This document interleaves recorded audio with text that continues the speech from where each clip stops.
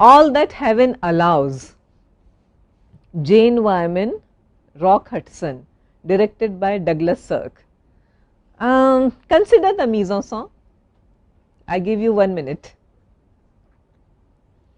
Consider the mise-en-scène. It's one of those impossible love stories. An older woman, a younger man, woman's situation is much more complicated because she is also a widow with grown up children.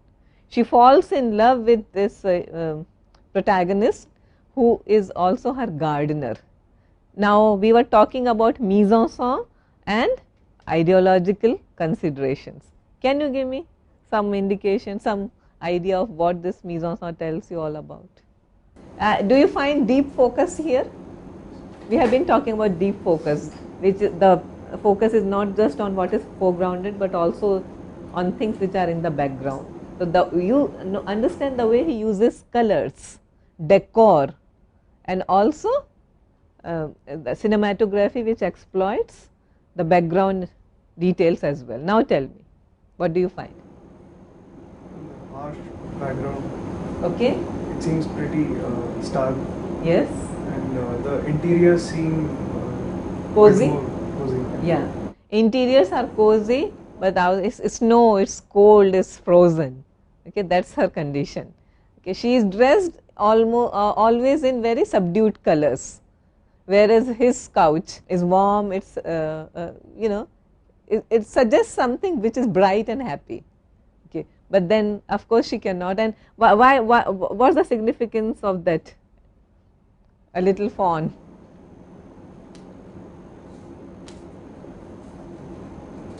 Return to happiness, perhaps. Return to a more idyllic, more idealized form of life. But then at the end, she is denied happiness, and this is the way the movie begins. And look at the primary colors. When you see colors like this, definitely you know you are not watching a David Fincher movie. Yeah. So how filmmakers make use of colors to tell you that, look, this is a romantic picture, this is a women's picture. Yeah. So what colors do you find here? Bright pastels, oranges, all these things, yeah. And nicely the title also is pretty melodramatic, All That Heaven Allows.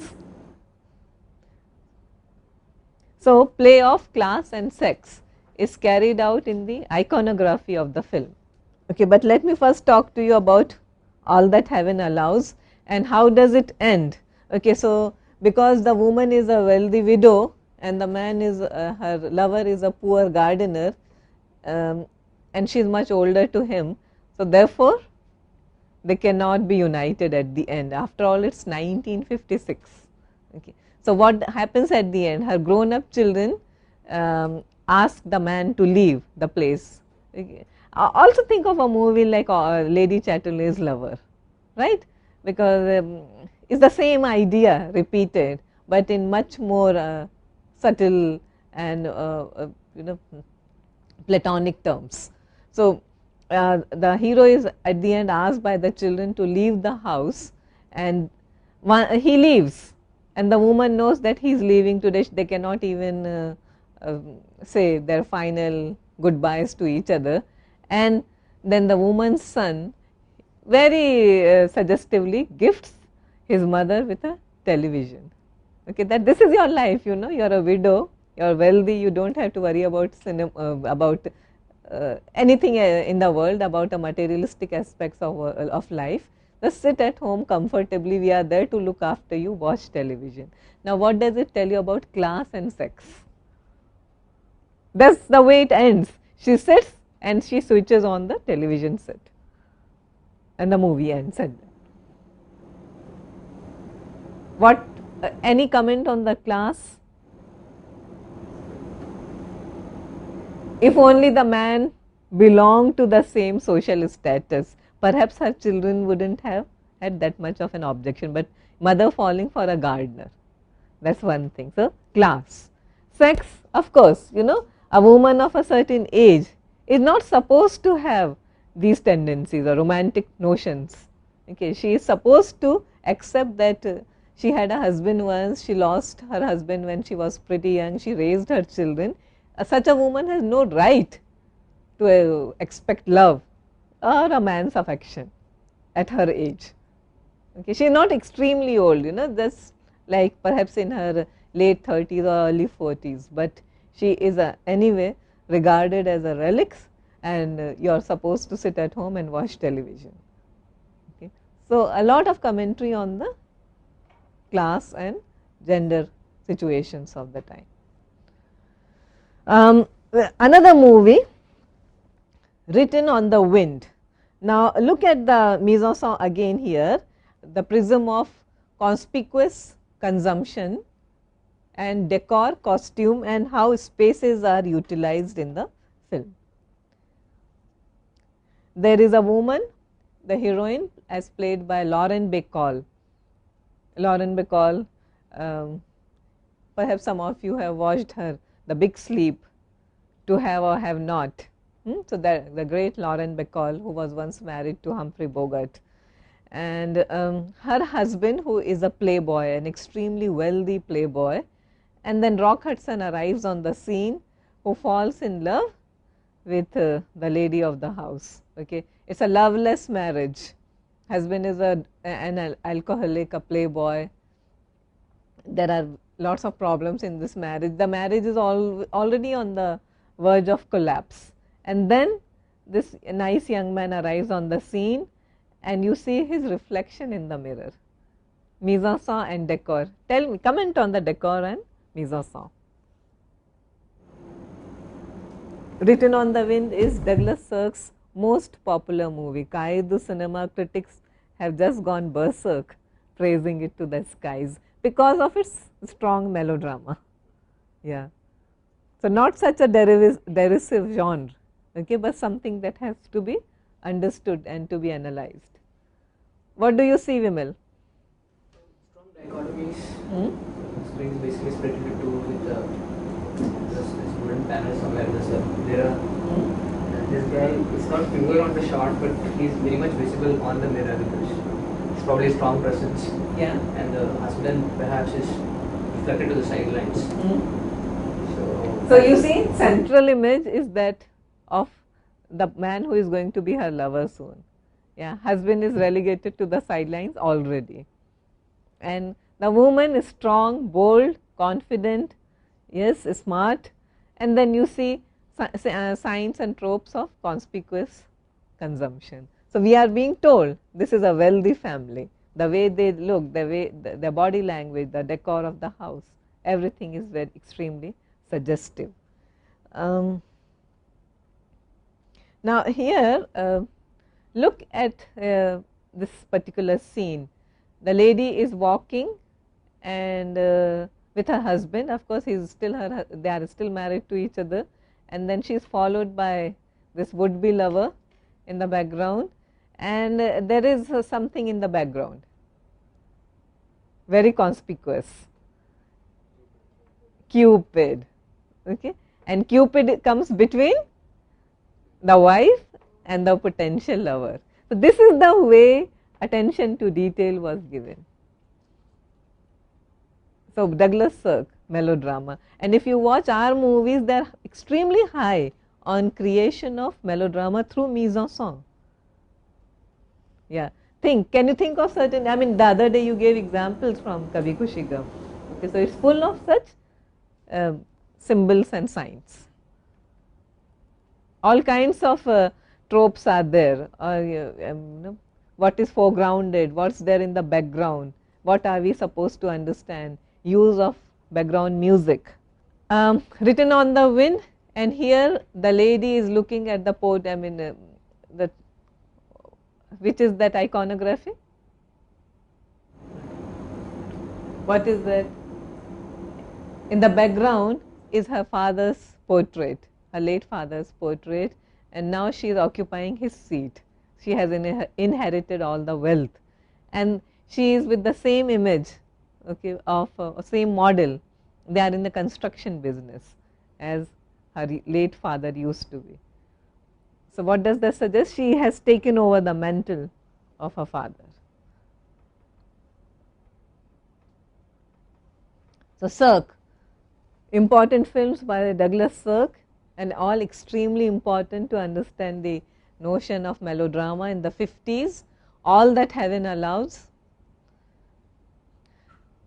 We have been talking, Vimal, quite frequently about a movie called Far From Heaven. Yeah, it's a reinterpretation of this film. All I Desire, Magnificent Obsession, Written on the Wind, There is Always Tomorrow, A Time to Love and a Time to Die, An Imitation of Life. If you consider the titles, they alone sound like Kabhi Khushi Kabhi Gum, Kabhi Alvida Na Kehna, that kind of. Yeah, so extremely melodramatic and extremely in your face.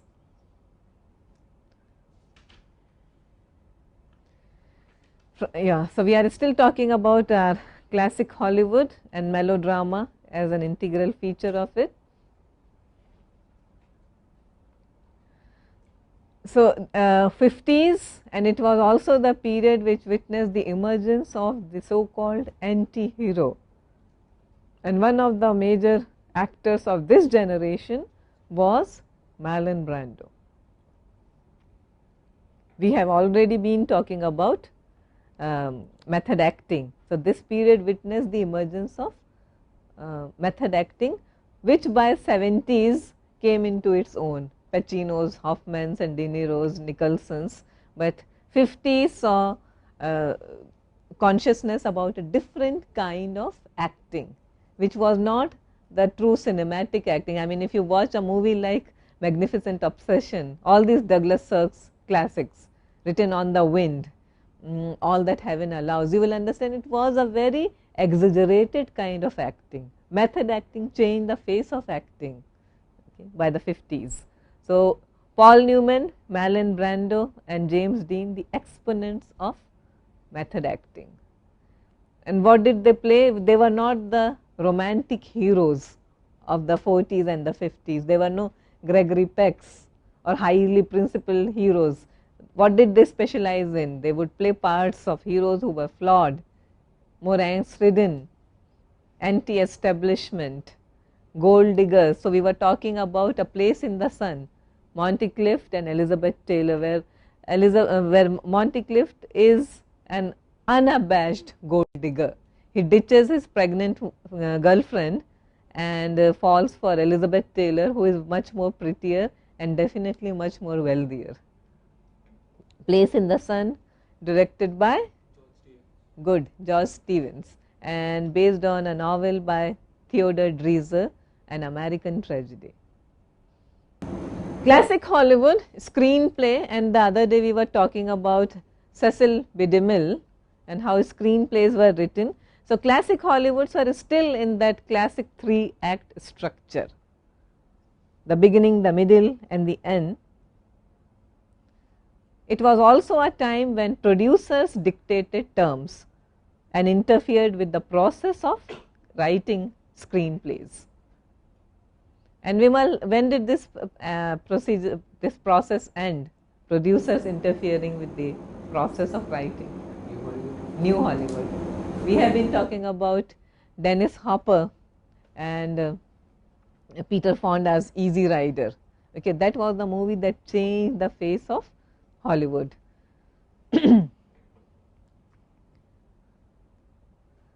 Before that there was Bonnie and Clyde, and even before that there was A Hard Day's Night.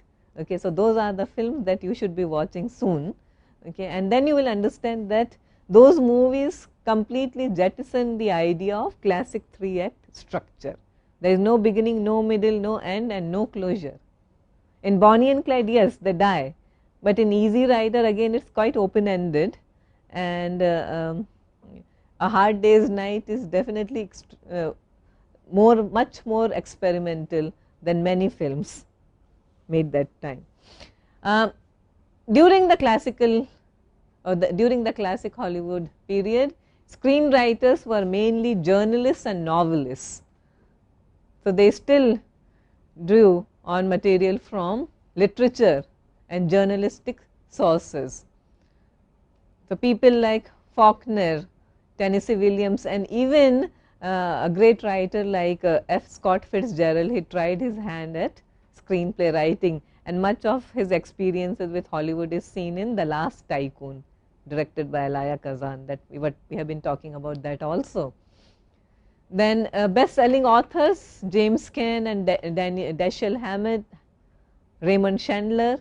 And if you want to understand more about the art of classic screenplay, then I would suggest that you read Sitfield's Screenwriter's Workbook.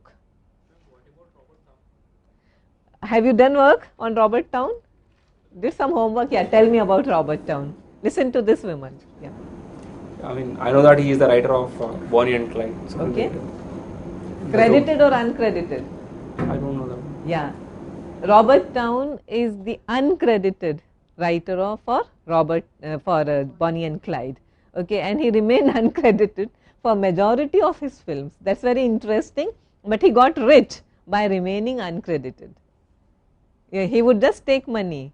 He was like, today we call this set of people as script doctors. So he majorly did script doctoring for people. Could have been. Who knows? That there's every possibility. But then he became so prominent, so influential, and so magnificently wealthy. I mean, if you read works on Robert Towne, you will understand he was much more wealthier than many of his peers who were successful Hollywood directors. So that's the power of Robert Towne. A very interesting personality, so you must read up on him. On the Waterfront, again, we were talking about it the other day while discussing Elia Kazan, follows the same structure. Elia Kazan, for all his affection for social realism and all, happens to be quite a traditional kind of a filmmaker, so follows the tradition quite faithfully. You have watched East of Eden, so you know, and that's also a material based on novel by John Steinbeck.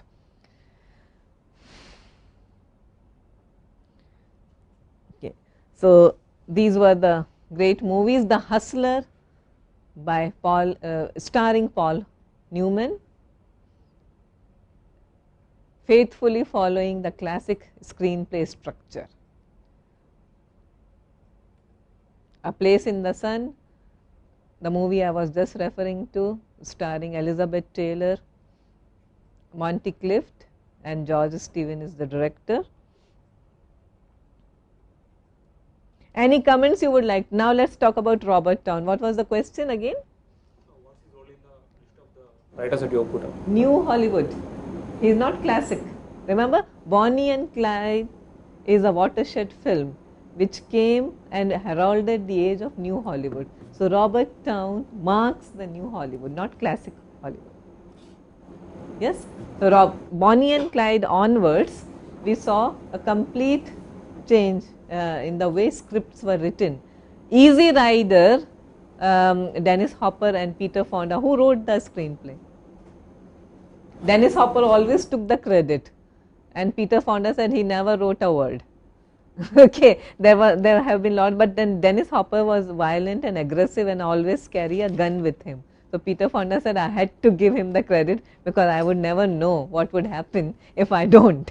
Okay, Dennis Hopper always famously carried a gun. Yeah, so that was the thing, and the only man who could put him in his place was the great John Wayne, who one day brought a bigger gun to the sets, and he says, "Come out, Dennis Hopper, wherever you are hidden." After that, Dennis Hopper maintained peace with John Wayne. Easy Rider is the movie that changed the way screenplays were written, because there was no screenplay. They would come on the sets and improvise, but the story idea was definitely Peter Fonda's. So that's the story, but screenplay, the classic 3 acts, they were no longer observed. Yeah, so that was but Robert Towne, of course, was a very disciplined writer, and he contributed. Chinatown is a very disciplined screenplay. So Robert Towne's contribution is there, but then he also marks a change in the way scripts were written in Hollywood, and that we will be seeing when we look at New Hollywood in much more detail. Any other questions?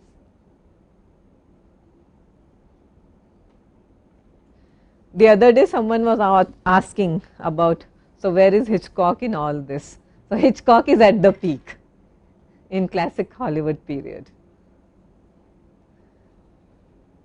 And you have films that now are, without a doubt, undoubted classics. Even I confess with Monty Clift, which is not a widely seen movie. If you watch it, you find that there are so many redeeming features in it. It's one of his lesser known movies, but very, very interesting film. A Rope, I'm sure most of you are familiar. All of you have watched? Okay, you must. Strangers on a Train, his classic notorious North by Northwest with Cary Grant. So Cary Grant and James Stewart were his favorite actors. He also worked with Gregory Peck in Spellbound, with Ingrid Bergman. Salvador Dali worked on the dream sequences in Spellbound. Rebecca, based on Daphne du Maurier's novel, and he also did another Daphne du Maurier short story, The Birds. Yes. And now Hitchcock is a very interesting director, and there are 2 recent movies on him.